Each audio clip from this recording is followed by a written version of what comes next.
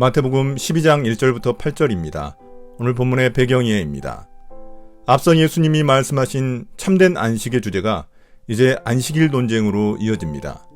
이를 통해 예수님의 정체성이 더욱 선명해집니다. 유대인들은 안식일을 거룩하게 지키라는 십계명의 말씀을 39가지 금지 조항으로 더욱 세분화하였습니다. 그러나 몇 가지 예외가 있습니다. 예를 들어 성전 내 제사장의 봉사나 생명이 위급한 경우에는 일하는 것이 예외적으로 허용됩니다.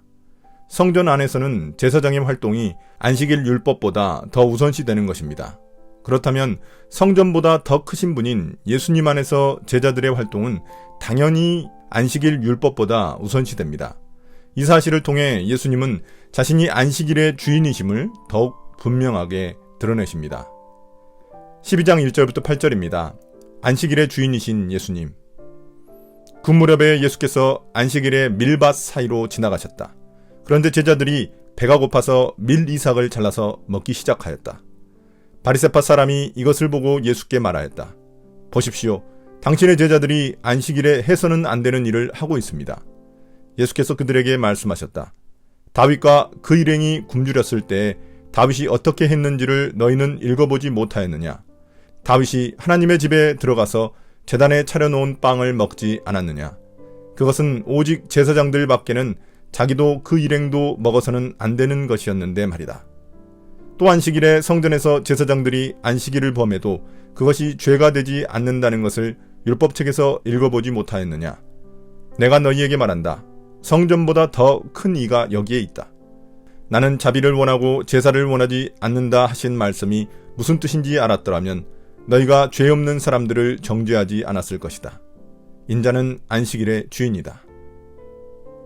맨 먼저 등장하는 그 무렵이라는 단어가 앞단락과의 연결성을 보여줍니다. 모두 안식에 대한 주제입니다. 어떤 안식일에 예수님의 제자들이 배가 고파 밀 이삭을 잘라 먹습니다. 안식일 세부 규정에 의하면 이삭을 자르는 행위는 추수하는 행위로서 안식일에 해서는 안 되는 일에 해당합니다. 이에 바리새파 사람들이 예수님께 그의 제자들을 고발합니다.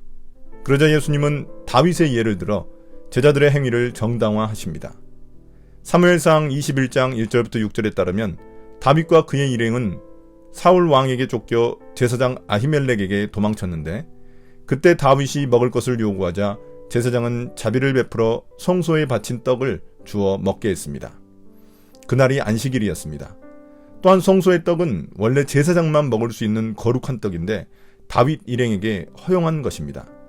또 다른 근거로서 율법에 의하면 안식일에도 제사장은 제사를 돕는 등의 성전 봉사의 일을 할 수 있었습니다. 이 두 가지의 공통점은 성전 안에서 안식일 율법에 얽매이지 않고 자유를 누렸다는 점입니다. 이는 성전의 본래 기능이 사람들에게 안식을 주기 위한 것이었음을 의미합니다.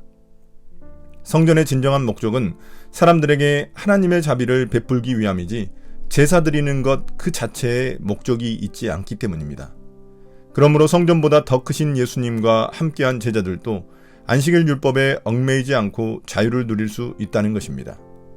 예수님이 성전보다 더 크신 이유는 성전이 행하는 궁극적 목적을 예수님이 모두 성취하셨기 때문입니다. 성전은 하나님과 교제하고 그 임재를 누리기 위해 지어졌는데 예수님은 하나님의 아들로서 백성들과 교제하시고 함께 하시는 분이시기 때문입니다. 그러므로 예수님의 제자들이 배고파 밀을 먹는 행위는 안식일 율법을 어긴 게 아니라 오히려 하나님의 자비를 통해 안식일의 본래 의미를 성취하는 일입니다. 예수님은 이 진리를 한마디로 요약하십니다. 인자이신 예수님이 안식일의 주인이시라고 말씀하십니다. 원래 안식일은 창세기에서 하나님이 창조하신 날로서 하나님이 그날의 주인이십니다. 그런데 예수님은 자신이 그 주인이라고 하심으로써 하나님과 동등한 권위를 가진 분임을 드러내신 것입니다. 이제 우리는 예수님 안에서 참된 안식을 누릴 수 있게 된 것입니다. 오늘의 묵상 포인트입니다. 첫 번째, 예수님은 어떤 분입니까? 안식일 논쟁을 통해 우리는 예수님이 제도나 형식보다 본질과 내용을 더욱 중시하시는 분임을 깨닫게 됩니다. 주님은 제사보다 자비를 중시하시는 분입니다. 그렇다면 우리의 신앙생활에서도 마찬가지입니다. 겉으로 보이는 우리의 신앙생활보다 우리 마음의 중심을 더욱 중요하게 여기십니다. 두 번째, 나에게 주시는 교훈은 무엇입니까? 내가 신앙생활하는 것 자체에 안식이 있는 게 아니라 예수님 안에 참된 안식이 있음을 깨닫게 됩니다. 분주한 신앙생활로 그 본질을 잃어버릴 때가 많습니다. 신앙의 본질인 주님과의 관계를 다시 한번 확인해 봅시다. 오늘의 기도입니다. 주님, 신앙의 본질을 잃어버리지 않게 해주십시오. 주님 안에 있는 참된 안식을 누리는 자가 되게 해주십시오. 예수님 이름으로 기도드립니다. 아멘.